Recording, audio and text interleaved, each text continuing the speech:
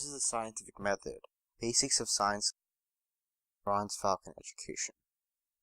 The scientific method is what scientists use to basically understand the nature around them and to get answers to questions that they have. It starts with the question that they have. For example, a question would be what detergent works best to clean out a stain. That could be a question that someone would need help with. Now, once they have that question, they would start doing research. They would research, for example, ingredients in each detergent and see and find out how these ingredients affect clothes and stains. And then from the research that they gathered, they would create a hypothesis or an educated guess on what could possibly happen from the detergent. They would determine what detergent is the best out of the ones they would test, and then they would test their hypothesis.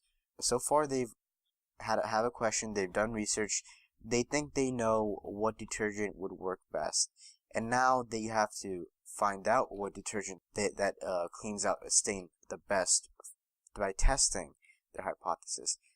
They would make stains on every clothes, and they would use different types of detergents, collect their data, and once they've got their data on what detergent works best, they would analyze the data. They'd read the data, they'd find out which one works best, and they come up with a conclusion. The conclusion usually includes stuff like whether their hypothesis was right or wrong, how they could improve on this, how it could help other people, and things like that. And then they would finally they would publish their findings. This would help other people do research.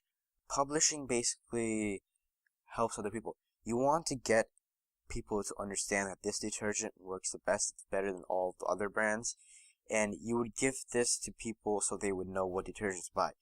It's pretty much the scientific method. It starts with a question, then someone does research about it, tries to find out information on their question, then they take a guess on what they think would work the best.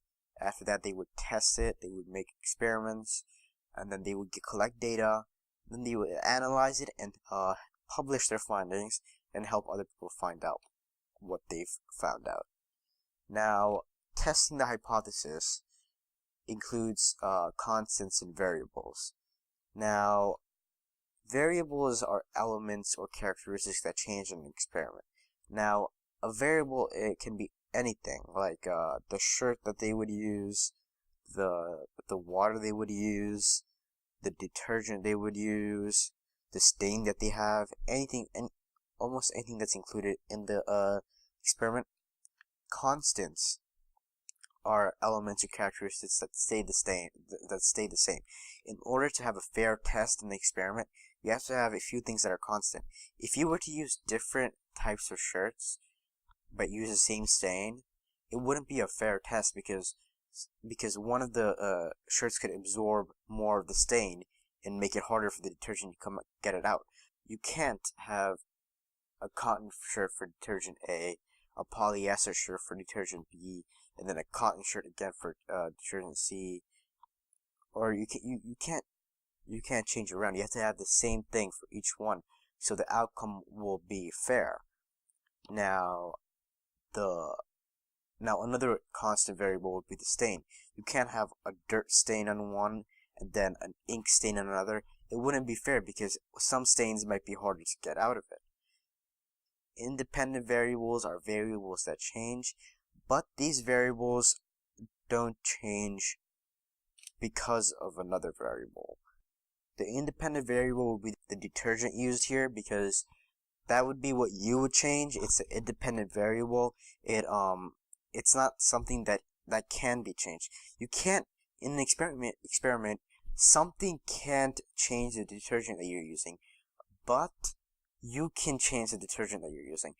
And then the dependent variable changes because of an independent variable. The independent variable is the detergent.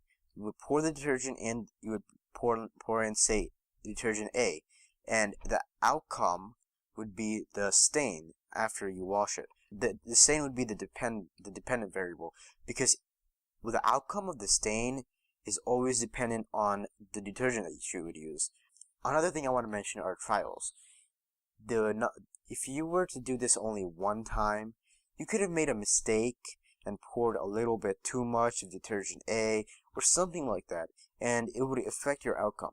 Now, you might think that you did it perfectly, but you have to be, just to be safe, you have to do it, you have to repeat it over and over and over again.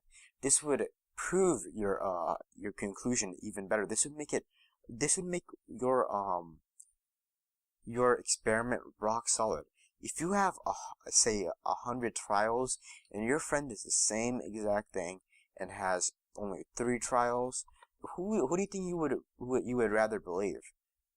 You guys both have the same conclusion and everything, but if you had only 3 trials, then someone would be a little shaky on whether or not to believe that. But let's say you have 100 trials.